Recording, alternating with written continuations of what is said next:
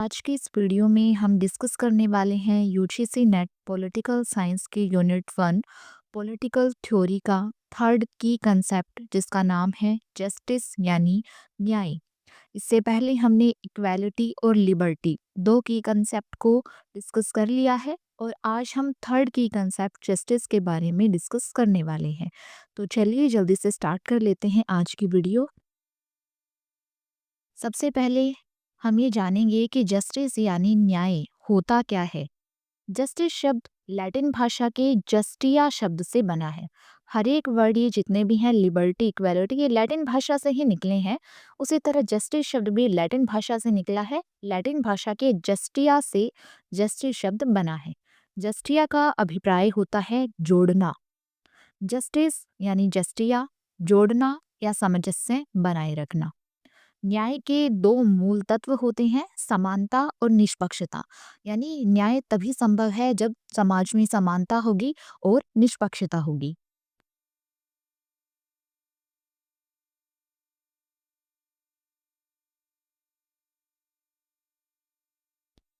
समाज में संतुलन और सामंजस्य बनाए रखने के लिए दो उपाय किए जाते हैं। पहला उपाय है दंडित करना और दूसरा उपाय है पुरस्कार देना। जैसे क्लास में होता है दंड दिया जाता है, जो बच्चा शरारत करता है और जो अच्छा काम करता है उसको रिवॉर्ड पुरस्कार दिया जाता है। उसी तरह समाज में भी अगर हमें बैलेंस बनाकर रखना है तो यही दो उपाय किए जाएंगे। पहला उपाय है दंडित करना। यह प्रक्रियात्मक या फिर कानूनी न्याय का विषय है। कानून के द्वारा दंड दिया जाता है, कानूनी न्याय का विषय है दंडित करना। दूसरा है पुरस्कार देना। पुरस्कार देना सामाजिक न्याय का विषय है। समाज के द्वारा पुरस्कार देना, सम्मान देना, उसकी तारीफ करना, वो सारी चीजें पुरस्कार में आती हैं। उसके बाद आता है न्याय शब्द को भारतीय दर्शन में धर्म भी कहा जाता है। यानी भारतीय दर्शन में इसका पर्यायवाची शब्द न्याय का धर्म है। जबकि ग्रीक दर्शन में सद्गुण या फिर नैतिकता न्याय के लिए पर्यायवाची थे। और समकालीन युग में न्याय का मूल अर्थ है सामाजिक न्याय। आज के टाइम में अगर हम न्याय का अर्थ देखें तो आज के टाइम में न्याय का अर्थ होगा सामाजिक न्याय। आधुनिक लोकतांत्रिक समाजों में न्याय के कुछ मानदंड हैं। इसमें पहला मानदंड है डेजर्ट। डेजर्ट यानी उचित रूप से लायक। लायक को पुरस्कार देना और नालायक को दंड देना। आधुनिक लोकतंत्र में समाजों में जो न्याय है उसके लिए कुछ मानदंड डिसाइड कर दिए गए हैं, जिसमें पहला मानदंड है डेजर्ट। यानी जो लायक है उसको पुरस्कार देना और नालायक को दंड देना। दूसरा मानदंड है मेरिट। तीसरा है नीड आवश्यकता। और चौथा है इक्वालिटी समानता। ये चार मानदंड हैं जो कि आधुनिक लोकतांत्रिक समाजों में न्याय के लिए स्थापित किए गए हैं। Desert, merit, need and equality. चलिए आगे बढ़ते हैं। अब आते हैं न्याय के विविध आयाम। न्याय के विविध आयाम क्या क्या हैं? पहला न्याय प्राकृतिक न्याय है। न्याय का पहला आयाम है प्राकृतिक न्याय। प्राकृतिक न्याय में वे सभी नियम और मान्यताएं आ जाती हैं जो कि मानव मात्र के लिए उपयोगी हैं और जिनका पता व्यक्ति अपने विवेक से कर सकता है। हो सकता है उनका वर्णन संविधान या फिर विधि में ना हो। यानी प्राकृतिक न्याय का वर्णन जरूरी नहीं कि संविधान में या कानून में दिया हो। प्राकृतिक न्याय का मतलब है वे नियम, वे मान्यताएं जो मानव मात्र के लिए जरूरी हैं, उनके लिए उपयोगी हैं और इनका पता व्यक्ति अपने विवेक से, अपनी बुद्धि से कर सकता है। न्याय का पहला आयाम यही है प्राकृतिक न्याय। दूसरा है वितरणात्मक न्याय। वितरणात्मक न्याय के अंतर्गत पद, प्रतिष्ठा, धन, संपदा, गरिमा आदि का वितरण आता है। इस न्याय का सबसे पहले प्रयोग किया था अरस्तु ने। अरस्तु के वितरणात्मक न्याय का अर्थ है कि राज्य व्यक्ति की योग्यता के अनुसार संसाधनों का वर्णन करे। जो व्यक्ति ज्यादा योग्य है उसको ज्यादा संसाधन दिए जाएं, जो कम योग्य है उसको कम संसाधन दिए जाएं। वितरणात्मक का सीधा सा मतलब है बंटवारा करना। इसके अंतर्गत पोजीशन का बंटवारा होता है, धन का, संपदा का, प्रतिष्ठा का, गरिमा का, इन सभी का बंटवारा किया जाता है। और वितरणात्मक न्याय का सबसे पहले यूज किसने किया था? अरस्तु ने। वितरणात्मक न्याय का सीधा सा मतलब है जो जितना योग्य है उसको उतने संसाधन दे दिए जाएं। तीसरा आता है समानुपातिक न्याय। समानुपातिक न्याय नाम से ही स्पष्ट है, अनुपात के अनुसार न्याय। इसका वर्णन भी सबसे पहले अरस्तु ने ही किया था। समानुपातिक न्याय का सूत्र है समान लोगों के साथ समान व्यवहार और असमान लोगों के साथ असमान व्यवहार करना। यानी एक जैसे लोगों के साथ एक जैसा व्यवहार करना और जो अलग व्यवहार कर रहे हैं उन लोगों के साथ उनके अनुसार अलग ही व्यवहार करना। समान लोगों के साथ समान व्यवहार, असमान लोगों के साथ असमान व्यवहार, सीधा सा मतलब समानुपातिक न्याय का यही है। अर्थात योग्यता या फिर क्षमता के अनुपात में ही पद, प्रतिष्ठा, धन, संपदा का वितरण किया जाए। जो जितना योग्य है, जिसके पास जितनी क्षमता है, उसी अनुपात में उसको पद, पोजीशन दिया जाए, धन दिया जाए या संपदा दी जाए। ये कुछ वितरणात्मक न्याय से मिलता जुलता सा है। समानुपातिक न्याय इसमें उसकी क्षमता और योग्यता के अनुपात में वितरण किया जाता है। अरस्तु के अनुसार योग्यता का मापदंड सद्गुण है। न्याय वह संपूर्ण सद्गुण है जो हम आपसी व्यवहार में प्रदर्शित करते हैं। अरस्तु ने न्याय के लिए ये परिभाषा दी है, योग्यता का मापदंड सद्गुण है और न्याय ही वह संपूर्ण सद्गुण है जो हम आपसी व्यवहार में प्रदर्शित कर सकते हैं। चौथा न्याय आता है प्रक्रियात्मक न्याय। प्रक्रियात्मक न्याय इसमें वैधानिक और राजनीतिक न्याय आते हैं, कानूनी न्याय आता है और राजनीतिक न्याय आता है। ये औपचारिक न्याय है। इसमें प्रक्रिया महत्वपूर्ण है, नाम से ही स्पष्ट है प्रक्रियात्मक न्याय, तो इसमें प्रक्रिया महत्वपूर्ण है, परिणाम नहीं। प्रोसेस पर ज्यादा ध्यान दिया जाता है, रिजल्ट्स पर नहीं। प्रक्रियात्मक न्याय में संसाधन वितरण का एकमात्र आधार होता है क्षमता या योग्यता। इसमें भी संसाधनों के बंटवारे का एकमात्र आधार है क्षमता और योग्यता। जो जितना योग्य है, जिसके पास जितनी क्षमता है, उसी प्रकार उसको संसाधन वितरण किए जाए। जो ज़्यादा योग्य होगा उसे ज़्यादा संसाधन मिलेंगे, जो कम योग्य होगा उसे कम संसाधन मिलेंगे। लेकिन इसका पहले वाले न्याय से डिफरेंस केवल इतना है कि इसमें प्रक्रिया पर ध्यान दिया जाता है, परिणामों पर नहीं। और ये न्याय औपचारिक न्याय होता है। वैधानिक और राजनीतिक न्याय भी इसी के अंतर्गत आते हैं। उसके बाद आता है तात्विक न्याय। तात्विक न्याय का संबंध सामाजिक और आर्थिक न्याय से है। समाज से और अर्थव्यवस्था से इसका संबंध है। यह परिणामों को महत्वपूर्ण मानता है। प्रक्रियात्मक न्याय प्रक्रिया को महत्वपूर्ण मानता था, लेकिन तात्विक न्याय परिणामों को महत्वपूर्ण मानता है। अर्थात अच्छे परिणाम प्राप्त करने के लिए दलितों, मजदूरों, गरीबों की आवश्यकताओं को पूरा करने के लिए प्रक्रिया से छेड़छाड़ की जा सकती है। तात्विक न्याय का कहना है कि हम प्रक्रिया से छेड़छाड़ कर सकते हैं अगर हमें समाज में दलितों, मजदूरों, गरीबों की आवश्यकताओं को पूरा करना है तो। इसमें प्रक्रिया पर ज़्यादा ध्यान नहीं दिया जाता, इसमें परिणामों को महत्वपूर्ण माना जाता है और इसका संबंध सामाजिक और आर्थिक न्याय से है। उसके बाद आते हैं टाइप्स ऑफ जस्टिस, न्याय के प्रकार। न्याय के कई प्रकार हैं, जिसमें पहला न्याय आता है नैतिक न्याय। नैतिक न्याय का मतलब प्रत्येक व्यक्ति अपने कर्तव्य का पालन करेगा। जैसे हम हमारे कुछ नैतिक मूल्य होते हैं, हम उनको फॉलो करते हैं, उसी तरह नैतिक न्याय में भी हमें नैतिक मूल्यों को ही फॉलो करना है, अपने कर्तव्यों का पालन करना है।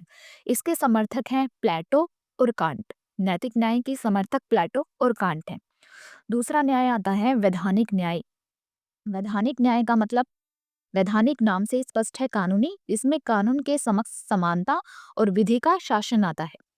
कानून के समक्ष समानता, कानून के सामने सभी बराबर हैं। विधि का शासन है, कानून का शासन है, कोई छोटा बड़ा नहीं है, सभी समान हैं। इसके समर्थक हैं डायसी। तीसरा न्याय आता है राजनीतिक न्याय।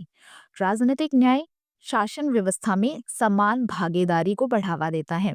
यानी राजनीतिक न्याय तब होगा जब शासन व्यवस्था में समान भागीदारी होगी, सभी लोगों की भागीदारी होगी, अमीर, गरीब, स्त्री, पुरुष, छोटा बड़ा सभी राजनीति में भाग ले सकें, तो वो राजनीतिक न्याय होगा।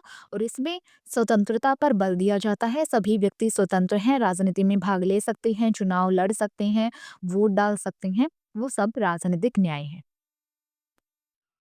चौथा आता है इसमें सामाजिक न्याय। सामाजिक न्याय यानी समाज में रहते हुए किसी प्रकार का भेदभाव ना हो। धर्म, जाति, लिंग, इसके आधार पर किसी प्रकार का भेदभाव नहीं किया जाए और जहाँ बंधुत्व पर बल दिया जाए, भाईचारे पर बल दिया जाए, उसका मतलब है सामाजिक न्याय। उसके बाद आता है आर्थिक न्याय।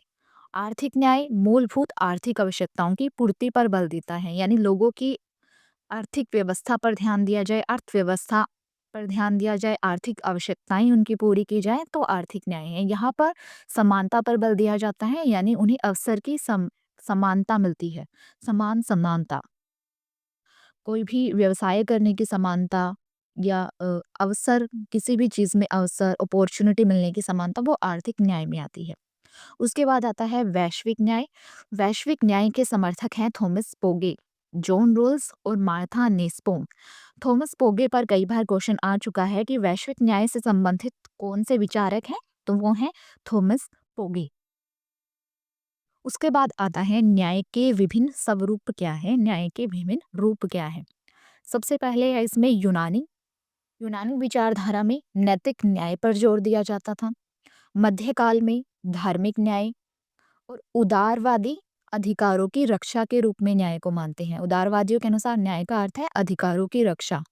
उपयोगितावादियों के अनुसार अधिकतम व्यक्तियों की अधिकतम खुशी ही न्याय है। जहाँ पर मैक्सिमम लोगों को मैक्सिमम हैप्पीनेस दी जाए, वो न्याय है उपयोगितावादियों के अनुसार। न्याय का समझौता सिद्धांत के समर्थक माने जाते हैं जॉन रोल्स। जॉन रोल्स ने न्याय का समझौता सिद्धांत दिया था। और न्याय का आधिकारिकता सिद्धांत दिया था रॉबर्ट नोजिक ने। ये दोनों क्वेश्चन मोस्ट इंपॉर्टेंट है। न्याय का समझौता सिद्धांत दिया जॉन रोल्स ने और न्याय का आधिकारिकता सिद्धांत दिया रॉबर्ट नोजिक ने। आर्थिक समानता के रूप में न्याय मानते हैं मार्क्सवादी, क्योंकि मार्क्सवादी आर्थिक व्यवस्था पर ही ज़्यादा जोर देते हैं, तो आर्थिक समानता के रूप में न्याय को मानने वाले हैं मार्क्सवादी विचारक। नारीवादी न्याय, सुसान मोलर ओकीन। सुसान मोलर ओकीन एक थिंकर हैं जो कि नारीवादी न्याय को बढ़ावा देती हैं। उपाश्रित न्याय। उपाश्रित न्याय का मतलब है हास्यकृत वर्गों की स्थिति में सुधार के रूप में न्याय। उपाश्रित का मतलब है किसी पर आश्रित होना, डिपेंड होना। यहाँ पे जो हास्यकृत वर्ग है, जो हाशिए पर पड़े हुए हैं, जिनकी तरफ कोई ध्यान नहीं दिया जाता, उनकी स्थिति के रूप में सुधार करने के रूप में न्याय को माना गया है। उसके बाद है न्याय का एकीकृत सिद्धांत, इंटरगल थ्योरी। ये है नैन्सी फ्रेजर से जुड़ी हुई। नैन्सी फ्रेजर ने न्याय का एकीकृत सिद्धांत दिया है। न्याय का सामर्थ्य आधारित दृष्टिकोण। न्याय का सामर्थ्य आधारित दृष्टिकोण देने वाले विचारक हैं अमर्त्य सेन और मार्था नेस्बो। इनके नाम याद रखना। न्याय का एकीकृत सिद्धांत दिया है नैन्सी फ्रेजर ने और न्याय का सामर्थ्य आधारित दृष्टिकोण दिया है अमर्त्य सेन और मार्था नेस्बोम ने। चलिए आगे बढ़ते हैं। अब हम डिस्कस करेंगे विभिन्न विचारकों के न्याय संबंधी क्या क्या विचार हैं। अलग अलग विचारकों ने न्याय के बारे में क्या क्या विचार दिए हैं। सबसे पहले विचारक आते हैं न्याय पर जो अपने विचार देते हैं, वो है प्लेटो। प्लेटो की बुक का नाम है रिपब्लिक और रिपब्लिक का उपशीर्षक या सब टाइटल है कंसर्निंग जस्टिस। प्लेटो की बुक रिपब्लिक का सब टाइटल है कंसर्निंग जस्टिस, यानी उचित केंद्र का सिद्धांत, हस्तक्षेप का सिद्धांत, कार्य विशेषीकरण का सिद्धांत। कंसर्निंग जस्टिस के ये तीन मतलब है, उचित केंद्र का सिद्धांत, हस्तक्षेप का सिद्धांत और कार्य विशेषीकरण का सिद्धांत। प्लेटो कहते हैं एक व्यक्ति, एक कर्तव्य, एक वर्ग, एक कार्य के रूप में न्याय। यानी एक व्यक्ति का एक कर्तव्य होगा, एक वर्ग एक कार्य के रूप में ही काम करेगा, वो न्याय है। एक व्यक्ति, एक कर्तव्य, एक वर्ग, एक कार्य, इसके रूप में न्याय प्लेटो मानते हैं। प्लेटो के अनुसार न्याय का अर्थ था अपने स्वयं के स्वभाव के अनुकूल आचरण करना।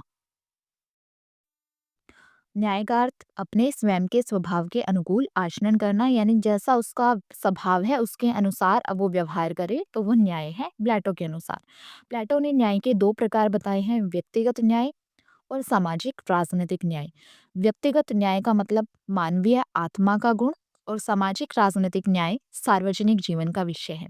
व्यक्तिगत न्याय खुद से जुड़ा हुआ है, खुद की आत्मा का गुण है, और सामाजिक राजनीतिक न्याय का संबंध है सार्वजनिक जीवन से। कार्ल पॉपर एक ऐसे विचारक हैं जिन्होंने प्लेटो के न्याय सिद्धांत को मिथक के दुरुपयोग की संज्ञा देते हुए उसकी आलोचना की थी। ये क्वेश्चन पूछा जा सकता है कि प्लेटो के न्याय सिद्धांत की आलोचना मिथक के दुरुपयोग की संज्ञा देते हुए किसने की? वैसे किया है कार्ल पोपर ने। कार्ल पोपर ने प्लेटो की आलोचना की है। उसके बाद दूसरे विचारक हैं अरस्तु। प्लेटो न्याय को सद्गुण युक्त जीवन के आधार पर देखते हैं, तो वही अरस्तु न्याय को सद्गुण नैतिकता मानते हैं।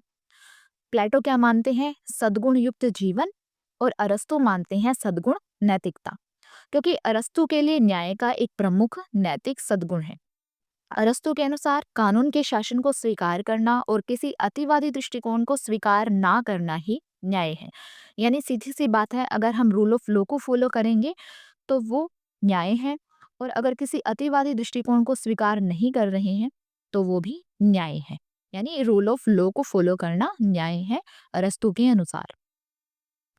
अरस्तू के न्याय का सूत्र या वितरणात्मक न्याय का सूत्र हमने पहले डिस्कस किया था कि वितरणात्मक न्याय के समर्थक अरस्तू हैं, तो अरस्तू के न्याय को हम वितरणात्मक न्याय ही बोलते हैं। अरस्तू के वितरणात्मक न्याय का सूत्र है समानों के साथ समानता का और असमानों के साथ असमानता का व्यवहार। ये भी हमने पहले डिस्कस कर लिया है। आनुपातिक न्याय भी अरस्तू ने ही दिया था।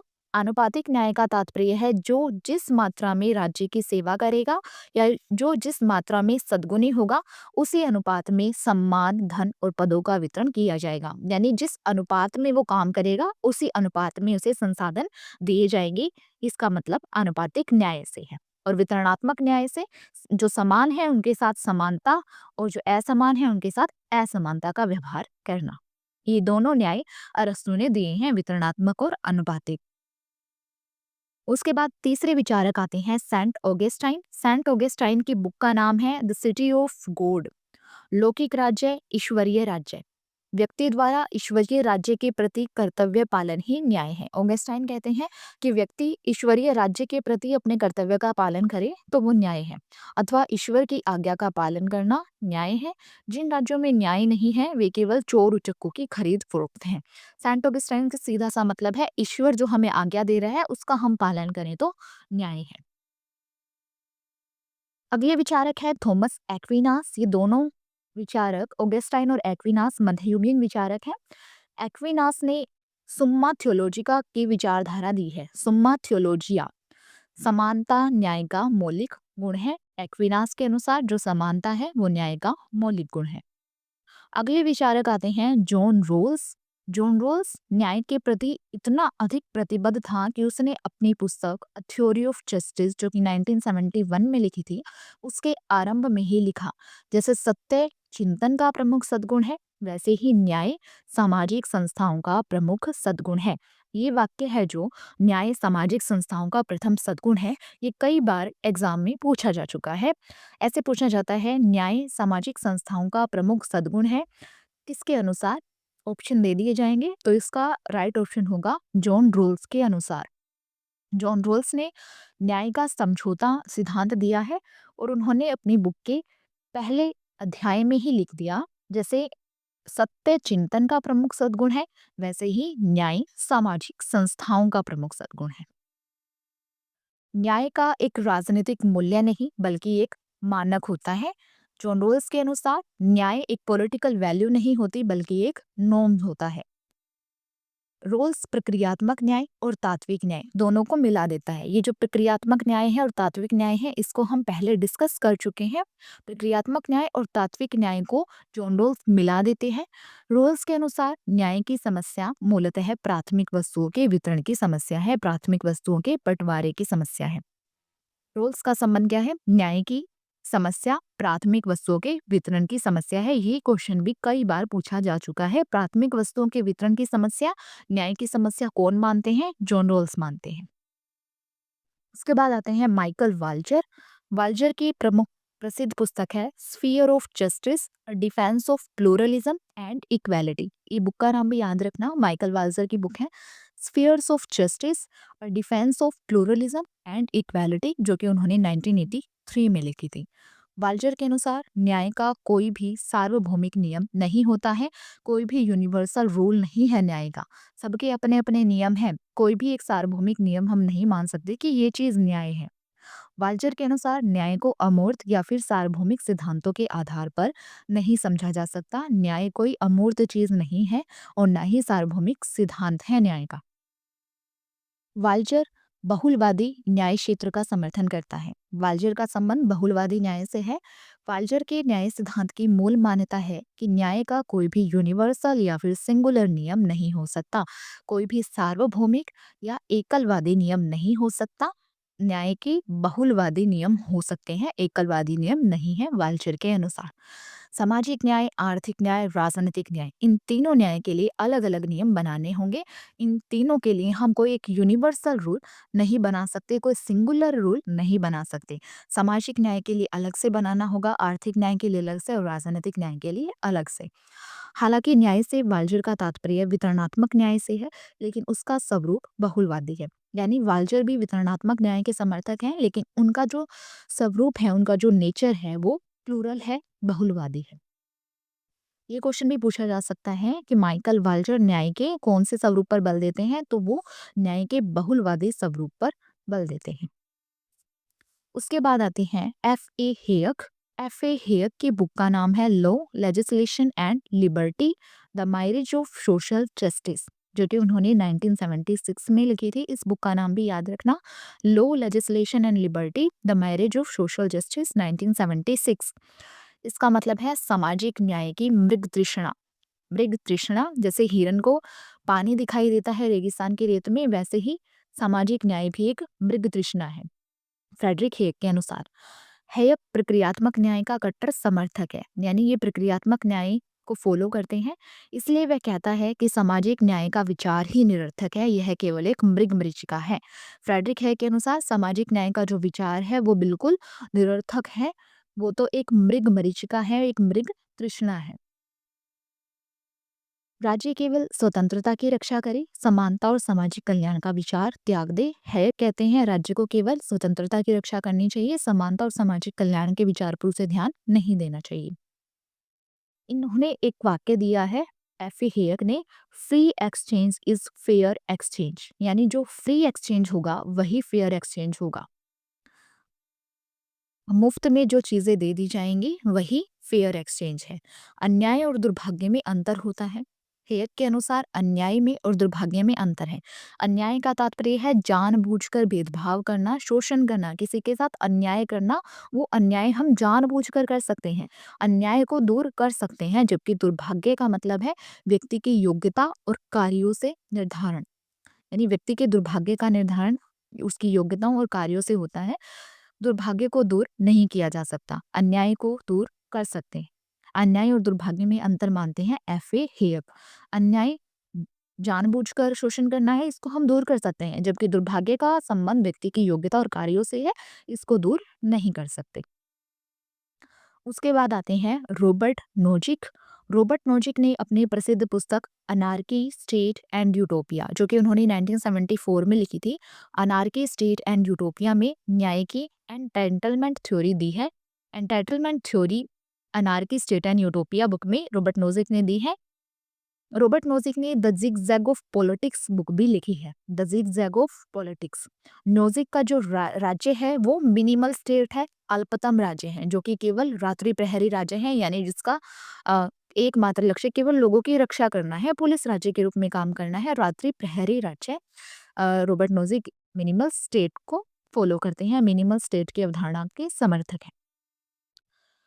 रॉबर्ट नोजिक के अनुसार न्याय के दो तरह के सिद्धांत हैं, साध्यमूलक सिद्धांत और ऐतिहासिक सिद्धांत। साध्यमूलक सिद्धांत यह है बेंथम के उपयोगितावाद पर आधारित है, अधिकतम लोगों के अधिकतम सुख पर आधारित है। नोजिक इसका घोर आलोचक है। नोजिक ने साध्यमूलक सिद्धांत की आलोचना की है। नोजिक समर्थक है ऐतिहासिक सिद्धांत के।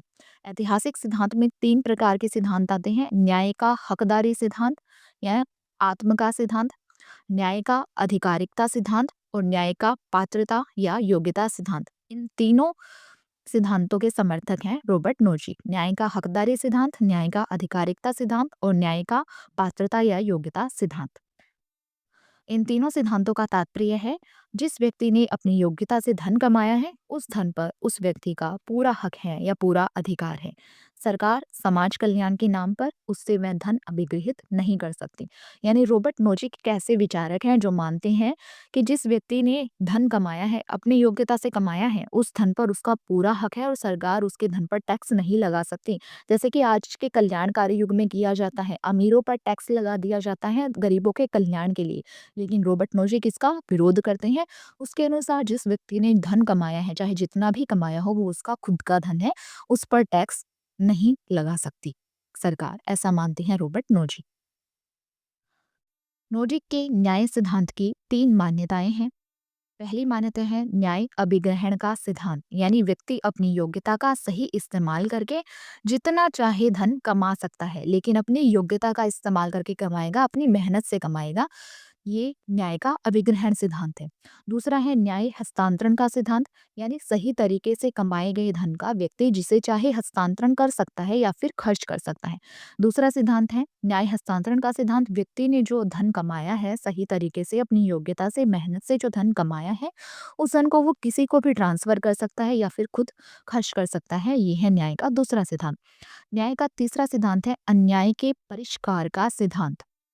अन्याय के परिष्कार के सिद्धांत का मतलब है अगर किसी व्यक्ति ने अन्यायपूर्ण तरीके से धन कमाया है, सही तरीके से नहीं कमाया, चोर चपटा या फिर भ्रष्टाचार करके लूट कर धन कमाया है, तो उसका प्रतिकार किया जा सकता है, उसको छीना जा सकता है, सरकार उसे छीन सकती है या फिर उसमें रिफॉर्म कर सकती है, सुधार कर सकती है। तो नोजिक के न्याय की ये तीन मान्यताएं हैं। न्याय अभिकरण का सिद्धांत, व्यक्ति कितना जितना भी चाहे धन कमा सकता है अपनी योग्यता का इस्तेमाल करके। न्याय हस्तांतरण का सिद्धांत, जो धन उसने कमाया वो किसी को दे सकता है या खर्च कर सकता है।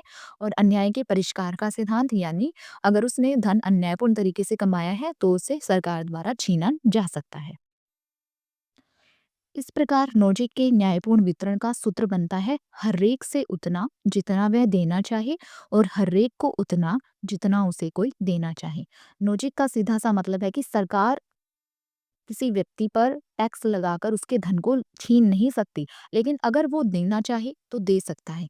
हरेक से उतना जितना वो देना चाहे और हरेक को उतना जितना उसे कोई देना चाहे। ये है नोजिक के न्यायपूर्ण वितरण का सूत्र।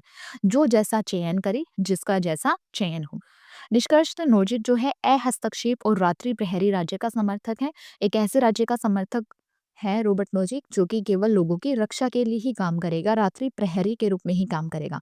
कल्याणकारी राज्य का आलोचक है रॉबर्ट नोजिक, क्योंकि कल्याणकारी राज्य में अमीर लोगों पर टैक्स लगाकर गरीबों के लिए सुविधाएं दी जाती हैं, जिसके समर्थक नहीं है रॉबर्ट नोजिक। इस प्रकार रॉबर्ट नोजिक का सीधा सा मतलब है कि जिस व्यक्ति ने जितना धन कमाया वो उसका खुद का धन है। पूंजीवादी राज्य का समर्थक होने के कारण नोजिक व्यक्ति को राज्य का क्लाइंट कहना चाहता है। सिंपल सी बात है, अगर नोजिक कल्याणकारी राज्य का समर्थक नहीं है तो वो पूंजीवादी राज्य का समर्थक है। और पूंजीवादी राज्य का समर्थक होने के कारण नोजिक व्यक्ति को राज्य का क्लाइंट कहता है, जो कि सुरक्षा के बदले में टैक्स देता है। क्योंकि राज्य उसको सुरक्षा की गारंटी दे रहा है तो उसके बदले में वो टैक्स देता है, लेकिन वो अपनी मर्जी से देगा। राज्य को पुनः वितरण का अधिकार नहीं है, दोबारा बंटवारे करने का अधिकार नहीं है, यानी अमीरों का धन छीनकर वो गरीबों को बंटवारा नहीं कर सकता। दूसरों के कल्याण के लिए राज्य जो कर आरोपण करता है, नोजिक उसे फोर्स्ड लेबर कहता है। अगर राज्य अमीरों पर कर लगा भी देता है, टैक्स लगा भी देता है, तो नोजिक उसे कहता है फोर्स्ड लेबर, क्योंकि ये फोर्स्ड किया गया है उसे टैक्स देने के लिए। नोजी के अनुसार समाज में उत्पादन के स्तर पर जो असमानताएं पाई जाती हैं उन्हें वितरण के स्तर पर बदलने का प्रयास विनाशकारी होगा। यानी नोजी कहते हैं कि अगर हमें बदलना है तो समाज में उत्पादन के स्तर पर जो असमानताएं हैं उन्हीं को बदलना होगा, क्योंकि उत्पादन के स्तर पर जो असमानताएं हैं उन्हें अगर हम वितरण के स्तर पर बदलने की कोशिश करेंगे तो ये बहुत ही विनाशकारी होगा। उसके बाद अगले विचारक आते हैं थॉमस पोगे। थॉमस पोगे ने वैश्विक न्याय दिया है और उनके वैश्विक न्याय की जो समकालीन समझ है वो जॉन रोल्स की book the law of people, जो कि जॉन रोल्स ने 1993 में लिखी थी, उससे प्रभावित है थॉमस पोगे की वैश्विक न्याय की समकालीन समझ। इस पुस्तक में रोल्स ने अपनी सामाजिक समझौता के सिद्धांत को वैश्विक स्तर पर लागू करने का प्रयास किया। The law of people book में रोल्स ने सामाजिक समझौता के सिद्धांत को वैश्विक स्तर पर लागू करने का प्रयास किया और इसी से वैश्विक न्याय निकला, जिसके समर्थक हैं थॉमस पोगे। लेकिन थॉमस पोगे रोल्स की आलोचना यह कहकर करते हैं कि रोल्स वैश्विक न्याय में भेदमूलक सिद्धांत को नकारते हैं। रोल्स ने वैश्विक न्याय में भेदमूलक सिद्धांत को नकारा है, जबकि थॉमस पोगे इस सिद्धांत को स्वीकार करते हैं। उसके बाद आते हैं डॉक्टर भीमराव अंबेडकर, जो कि भारतीय विचारक हैं। डॉक्टर भीमराव अंबेडकर के अनुसार न्यायपूर्ण समाज वह समाज है जो कि परस्पर सम्मान की बढ़ती हुई भावना और अपमान की घटती हुई भावना को मिलाकर एक करुणा भरी समाज का निर्माण करे। यानी समाज में जो भेदभाव पाया जाता है उसको हटा दिया जाए, परस्पर सम्मान की बढ़ती हुई भावना को और अपमान की घटती हुई भावना को मिलाकर एक करुणा भरे समाज का निर्माण करें तो वो न्याय है डॉक्टर भीमराव अंबेडकर के अनुसार। तो आज के इस वीडियो में हमने न्याय के बारे